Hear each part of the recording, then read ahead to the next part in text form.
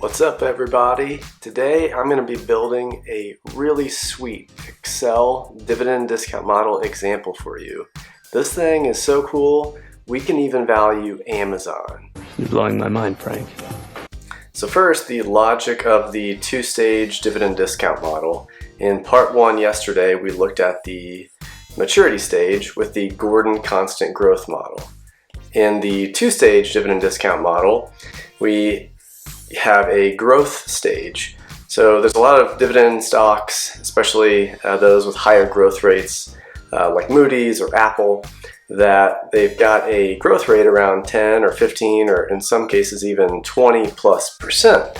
So the problem with using a 20% growth rate in the Gordon constant growth model is that it's just too high. It makes the valuation numbers just extremely unrealistic. All stocks will reach some level of maturity where they tend to grow at the rate of GDP growth, something like a Coca-Cola growth rate around maybe 3% per year, not 20.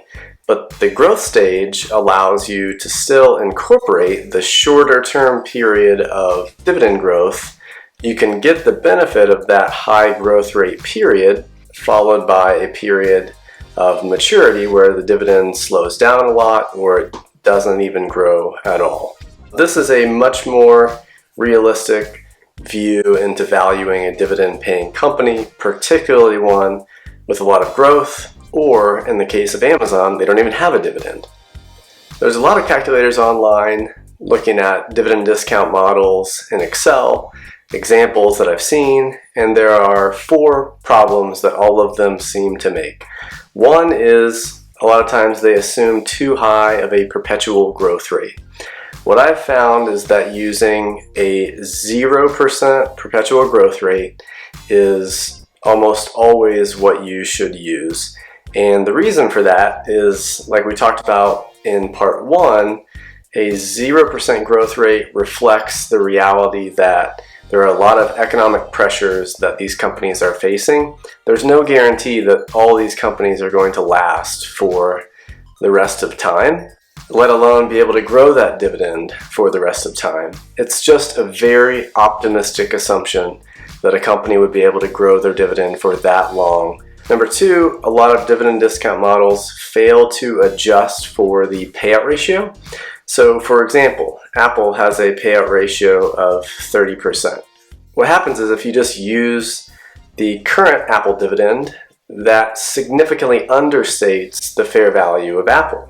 What we need to do is adjust this payout ratio higher to reflect that higher potential payout that Apple will eventually have once they reach maturity. And I'll show you how to do that whenever we get on the Excel template.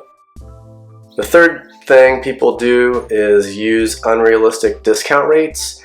A discount rate should always reflect the interest rate environment that you're in.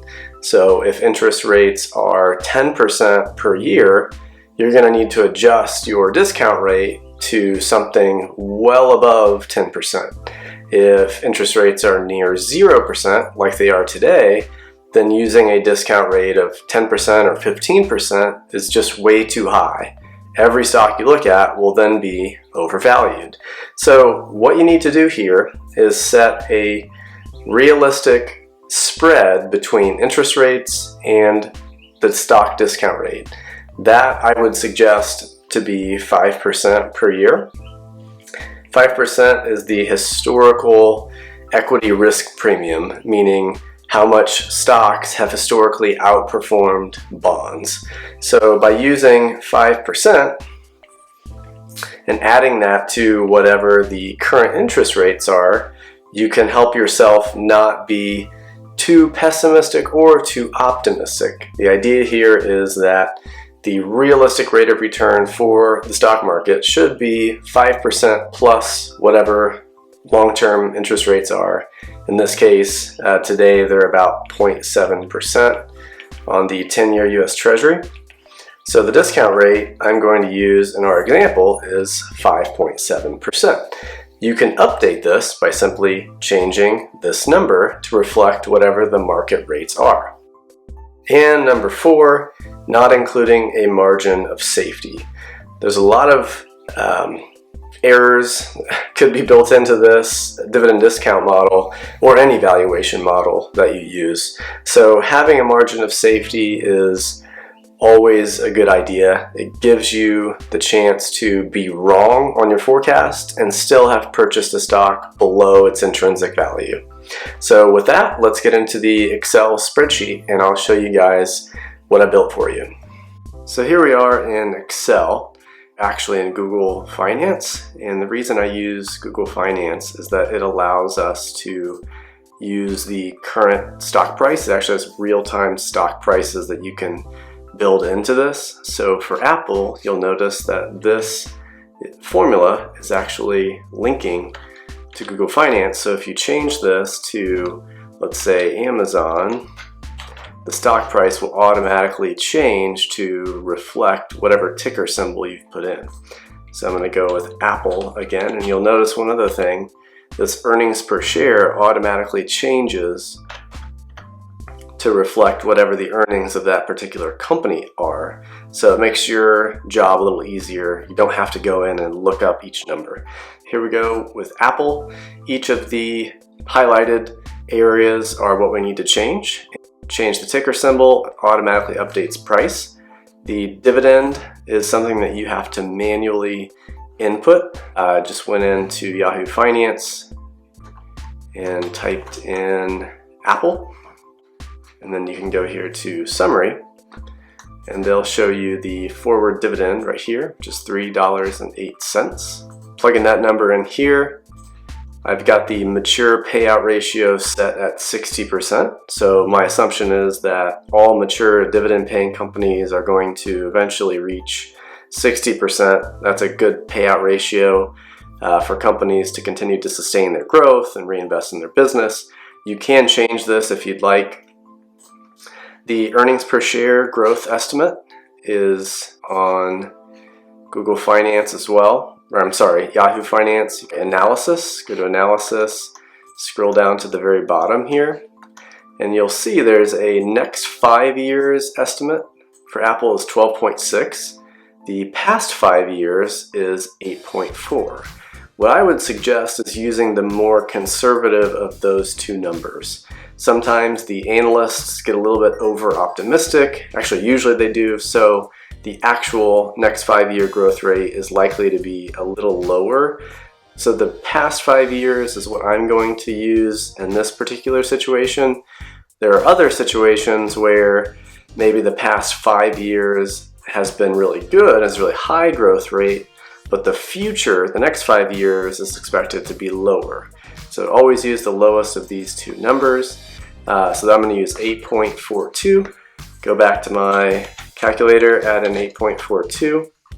And then this payout increase per year, we'll talk about that in just a second.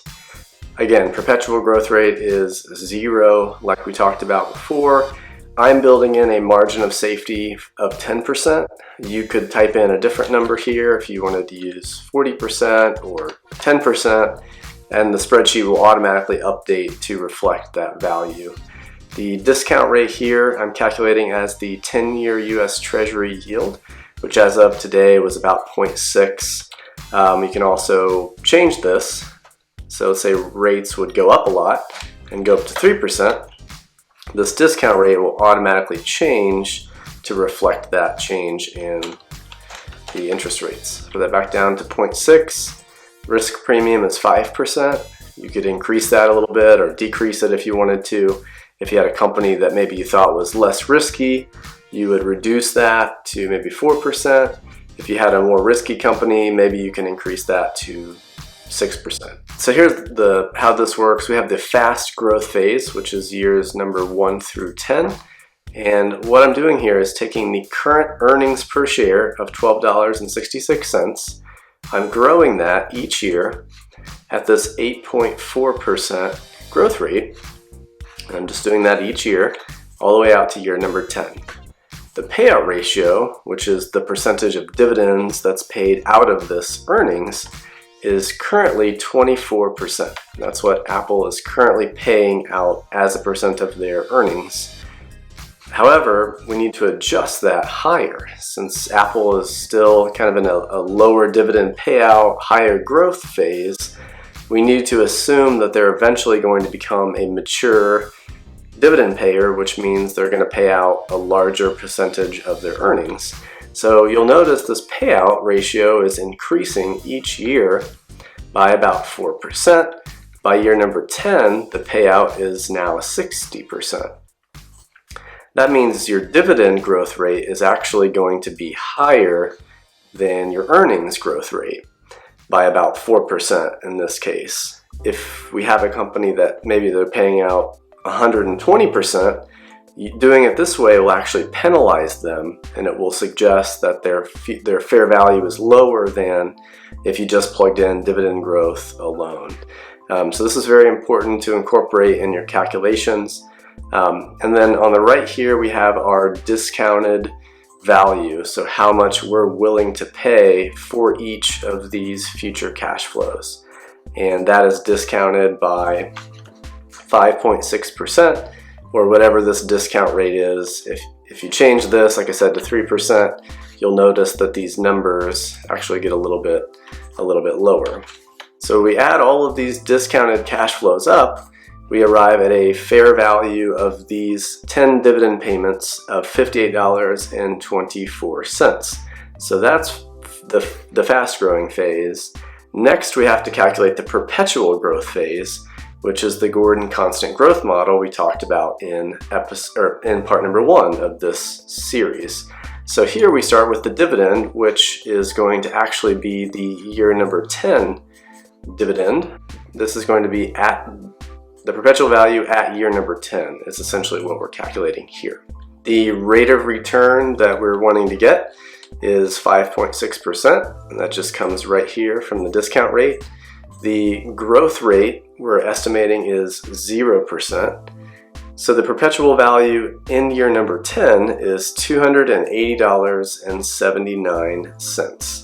So in order to arrive at Apple's fair value today, we'll simply add the growth phase and the perpetual phase together. And that is done here. And we come up with a fair value of $339.03. Now that compares to the current price at $288, which suggests that Apple is currently 15% undervalued. Now here's where the margin of safety comes in. What I've done here is simply take the fair value, put that here in this column, and then each column above and below represents 20% difference from that price. So 20% overvalued would be $406.84. 20% undervalued would be $271. So $271 is where you might consider buying if this is your margin of safety. If you have a situation where Apple's trading at $203, this model would suggest that they would be extremely undervalued. So it'd be a very good deal for you to get Apple below $200. And then on the other side, if Apple were to reach $475, that would probably be a good opportunity for you to sell it, take your profits, and reinvest that into a different company that was trading at a better value. So let's take another look at this model using a couple of other companies. So I've got Moody's in here. So Moody's dividend is $2.24. Earnings were automatically pulled in. Their payout ratio is a little higher than Apple at 30, and the growth rate is also a little bit higher than Apple. Assuming the same margin of safety and same discount rate, we come up with a fair value for Moody's of $242.79. That is actually a little bit below their current price. So this model suggests Moody's is 6% overvalued, or in this case, I would say about fairly valued. Really don't be too precise with this model. If you're finding that a stock is 1% overvalued, that by no means means that you should sell it. Just consider it about trading where it should be. I wouldn't start to think too much about buying or selling until you get more to those 20% brackets on either side. So for Moody's, selling it around 291 or buying it at say 194 or so. Another one that's of interest is Gilead. Obviously the new drug that they're working on for COVID-19 has a lot of buzz around the stock. So is it undervalued? According to this model, no. According to this model, its fair value is around $66 and the current price is $84, which suggests it's about 20% overpriced. If I owned it, which I don't, I would probably be looking to sell it or at least take some profits in this particular holding. And finally, let's value Amazon. What we're doing here with Amazon is we've got a company that currently does not pay a dividend. However, they do have positive earnings, which suggests that they could very well pay a dividend.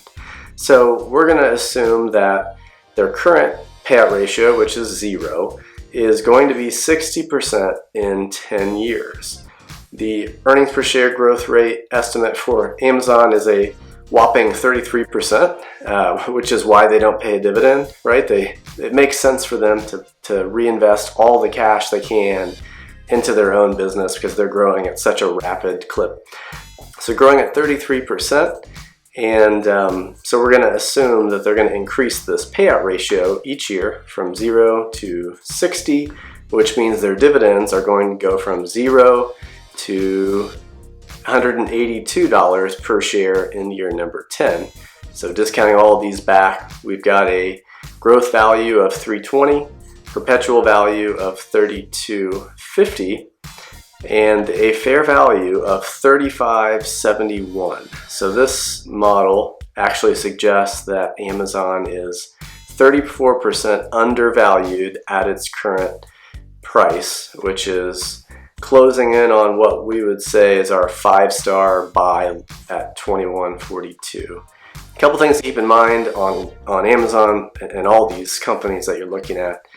If you do not get an earnings growth rate of 33.2%, the value of Amazon is going to be far lower. So let's say you're going to forecast 33 and the actual growth rate turns out to be 12%.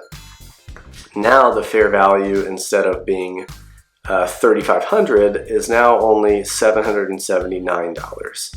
The other thing you can do with this model is, instead of looking for what the fair value is, you can calibrate this growth number until the fair value equals the current price.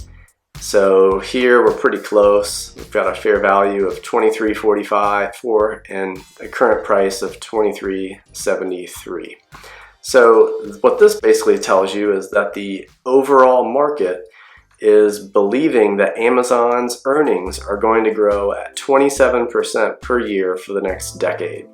So if you think Amazon is going to grow faster than that, then you would buy Amazon. If you think Amazon's going to grow less than that, then you would not buy Amazon. If you would like to get a copy of this, I'm going to post a link in the description below to Google Finance. However, you're not going to be able to download this and make edits. I don't want 1,000 people trying to edit this one sheet. So I'm gonna send out a protected template, which means all you need to do is go up here to File. So click on it and then make a copy.